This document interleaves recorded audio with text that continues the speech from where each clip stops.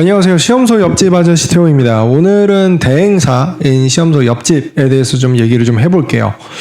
여기 시험소가 있고 시험소 옆에서 일 도와드리는 곳이라고 저는 설명을 드렸었는데, 그러면 오늘은 이 대행사가 대체 뭔 일을 하는 곳인지, 그리고 이제 어떤 회사들이 대행사가 좀 필요할 만한 곳이고 어떤 곳은 좀 직접 다이렉트로 해볼 만한 곳인지에 대해서 한번 살펴보도록 하겠습니다. 다른 전문 분야들도 마찬가지지만 시험 인증 쪽도 만만치 않게 정보 불균형이 심한, 비대칭이 심한 곳입니다. 정보를 찾아보기가 굉장히 어려워요. 이런저런 얘기가 들리는 것도 많고 정보들도 많기는 한데 막상 찾아보면 실속이 없는 것들도 많고 너무 오래돼서 아예 틀린 얘기인 것들도 많아요.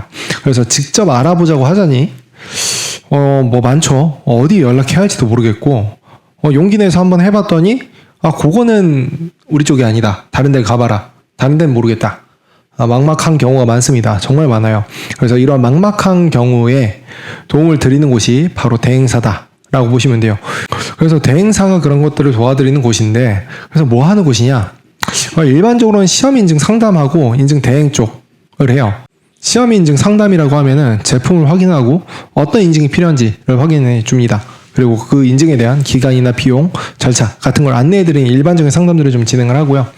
그리고 이제 대행 업무라고 치면은 이제 일반적으로 샘플 확인 검사, 이제 샘플을 직접 눈으로 그리고 기기로 확인을 하는 거죠. 그리고 기술 문서에 대한 검토나 접수 문서 작성, 시험 접수와 이후의 핸들링, 디버깅을 포함해서, 그리고 시험 인증서에 대한 수령과 발송도 처리를 하고요. 국가기관의 신고가 필요한 인증 같은 경우에는 신고를 처리해 주기도 합니다. 그리고 표시사항에 대한 가이드, 라벨 작업들을 하기 전에 가이드를 제공해드리고, 이외의 인증에 대한 수정 변경사항, 유지보수 관점에서 이런 것들을 수행을 하기도 하고, 대행사마다 제조사랑 다이렉트로 컨택을 해서 연락을 하는 곳들도 있어요. 이 부분 차이가 있으니까. 그래서 이러한 업무들을 수행을 합니다. 그러면 이제 업무 범위에 대한 건데, 일단 법무법인을 생각해 볼게요. 저희가 법무법인 봤을 때 특정 법무법인에서 저희가 인생에 필요한 송사들이 굉장히 많은데 이런 걸 다 처리하는 법무법인을 찾기는 좀 쉽지 않습니다. 왜냐면 업무 영역이 너무 넓으니까요. 변호사 분들도 이제 특정 분야별로 좀 나눠지죠. 형사나 아니면 민사나, 그 중에서도 이제 민사에서도 안으로 더 찢어지죠. 굉장히 다양합니다. 그건 뭐냐면은 업무 범위가 결국 대표자 분이랑 이제 메인 담당자의 전문 분야로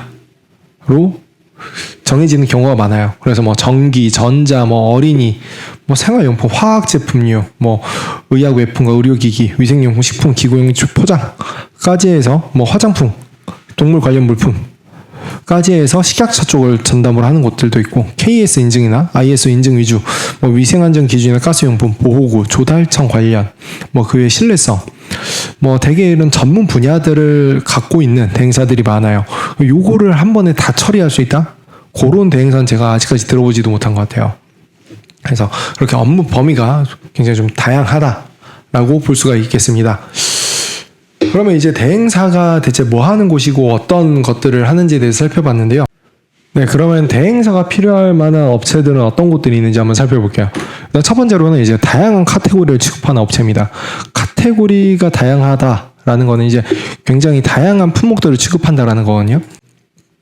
저희는 이나라 표준 인증이라는 사이트가 있는데 여기에서 국내 법정 의무 인증들을 조회를 해보면 총 97건이 나옵니다. 이게 제품이 카테고리 따라서, 제품 따라서, 그리고 동일 제품에서도 사양에 따라서 받아야 하는 인증들이 정말 달라요. 고려해야 하는 인증들도 다양하고. 근데 카테고리가 다양하다라는 거는 별의별 인증을 다 찾아봐야 한다는 거예요. 매 제품마다 이런 것들을 다 뒤지고 하는 것들이 현실적으로 불가능하거든요. 오늘 아까 말씀드린 것처럼 대행사에서도 이런 모든 품목을 다 취급하는 대행사가 없는데 기업에서 이걸 한다? 그런 담당자라면은 대행사는 차리는 게 맞아요. 그 정도예요. 그래서 이런 업체라고 한다면은 대행사를 사용하시는 게 아마 업무 처리가 더 수월하실 거다. 그리고 두 번째로는 아예 단발성으로 인증이 필요한 업체들이 있어요. 예를 들자면 어떤 거냐면은 기업이 영업을 하다 보면은 사은품이나 경품 같은 것을 지급하는 데가 있습니다. 근데 저희가 제품을 수입해서 판매하는 것만이 간단하게 제조해서 판매하는 것만이 인증 대상이 아니에요. 저희가 기업이 영업 활동을 할 때 사용되는 품목들은 인증이 다 필요하거든요. 그래서 기업이 직접 사용을 하거나 경품으로 뿌리거나 이런 것들도 다 인증을 받아야 돼요. 이런 업체들은 아무래도 대행사를 직접 사용하시는 게 업무적으로 더 원활할 거다라고 주로 생각이 들고요. 해볼 만한 업체에 대해서 한번 볼게요. 뭐 반대로 생각하면 되겠죠. 뭐 단일 카테고리의 유사 품목들을 주로 취급하는 업체가 있을 수 있어요.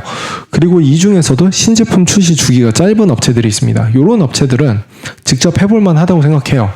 왜냐하면은 단일 카테고리고 유사 품목이다 보니까 고려해야 할 인증들이 많지가 않아요. 몇 개 정도죠. 그리고 신제품 주기가 짧다라고 하면은 자주 반복을 한다는 거잖아요. 처음에 저희가 새로운 길을 갈 때 초행길은 어려워도 여러 번 가면 익숙해져요. 그리고 어렵지가 않아요. 불편하지 않아요. 그런 것처럼 이런 단일 카테고리의 주기가 짧은 그런 업체라고 한다면은 대행사가 굳이 난 없어도 되겠다라고 한다면 직접 해보셔도 뭐 해볼만 하다고 저는 충분히 생각합니다.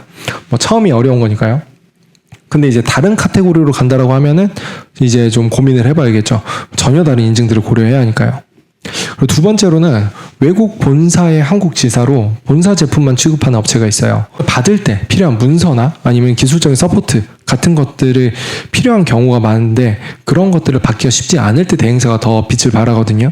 근데 외국 본사가 있다라고 한다면은 이런 것들에 대한 걱정이 좀 덜해요. 왜냐면 본사에서 한국 진출을 하려고 지사를 세운 거고 이 제품에 대한 인증을 받는 게 본사에서도 필요한 업무거든요. 그래서 필요한 문서나 기술적인 지원들을 굉장히 잘해줍니다. 그래서 이런 경우라고 한다면은 시험소랑 다이렉트로 연락을 해서 필요한 부분들을 다이렉트로 받아서 진행하는 것도 가능하다라고 생각을 해요. 그래서 이런 업체들이라고 한다면은 대행사 없이 직접 해볼만 할 수 있습니다. 오늘은 이제 대행사가 대체 뭐 하는 곳이고 어떤 곳들이 대행사가 좀 필요하고 어떤 곳들은 좀 불필요할지 직접 해볼만 할지에 대해서 좀 살펴봤습니다. 이렇게 또 앞으로도 종종 이제 시험소 옆집인 대행사에 대한 것들은 좀 썰을 풀 수 있을 때 한 번씩 풀어보도록 하겠습니다. 그럼 오늘 영상은 여기서 마치도록 하고요. 다음 영상에서 뵙겠습니다. 늘 그렇듯 더 궁금하신 제품이나 인증이 있다면 댓글로 알려주세요. 감사합니다.